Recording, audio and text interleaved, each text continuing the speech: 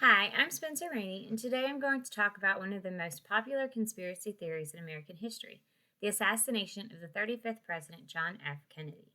Regardless of how one might have felt about President Kennedy personally or professionally, the issues regarding his assassination and the proceedings directly after bring about more questions than just who did it. From unprotected evidence to questionable eyewitnesses, misleading information, faulty storylines does not leave one with the impression of justice. The limit on public access to the case files, even years after the fact, does not make matters any easier to process. President Kennedy was assassinated on Friday, November 22nd, 1963, in Dallas, Texas, during a motorcade. The clear facts are that JFK was shot. He died 30 minutes after arriving at a medical facility. Lee Harvey Oswald was on trial for shooting JFK when he himself was murdered by Jack Ruby, who also died from cancer before his trial was completed. There was also a Dallas police officer killed called J.D. Tippit. Those are the only facts that have remained the same through the release of new evidence and with improved technology. The original story was that Lee Harvey Oswald was a lone shooter, and he fired 3 shots from the 6th floor of the Texas School Book Depository. The Warren Commission, which was appointed by President Johnson, was responsible for collecting and analyzing the evidence surrounding the assassination, aside from the CIA and FBI investigations. Now, according to Oliver Stone in a Washington Post article titled "The JFK Assassination, What About the Evidence? Taking Exceptions?" The Warren Commission was the start of the misinformation and the conspiracy theories. Their eyewitnesses placed Lee Harvey Oswald on the 1st floor, and then later the floor changed and became the 6th, but the time never changed.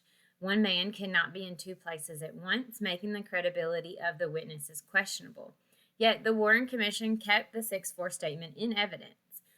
There were 4 cartridge cases that were found by police at the scene. They were mismarked, and they did not match the type of bullets found in the police officer that Oswald was also accused of killing, meaning that the equipment used during the assassination didn't match with the bullets that were found or the casings that were found.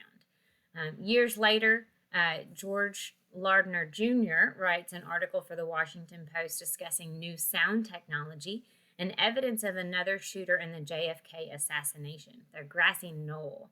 So the Warren Commission had determined that Oswald had fired only 3 shots. However, after analyzing the sound recording from a police radio, 2 acoustical experts concluded that there was a shot fired from the area of a grassy knoll.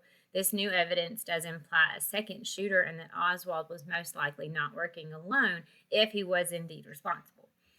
On multiple occasions, new evidence has been released from reports done by the CIA and the FBI, but nothing in its entirety.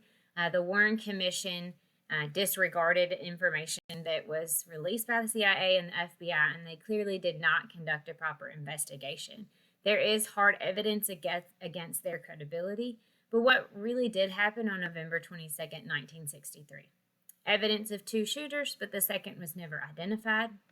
Lardner wrote another article linking potential mobsters to the assassination of President Kennedy. His report gave evidence of a relationship between certain mob bosses that were anti-Kennedy, and Oswald or Ruby had relationships with them. But nothing was ever confirmed, and no one was ever officially accused or even put on trial. For people today, I don't think the JFK assassination questions are really about who did it, but more like why was the investigation handled so badly? Why don't we have answers now? Why was the evidence not taken proper care of? What is the CIA and the FBI hiding in their reports? The conspiracy theories go on, but I think it all boils down to the more you go back and read the news articles, the more new information pops up, but nothing legally has changed.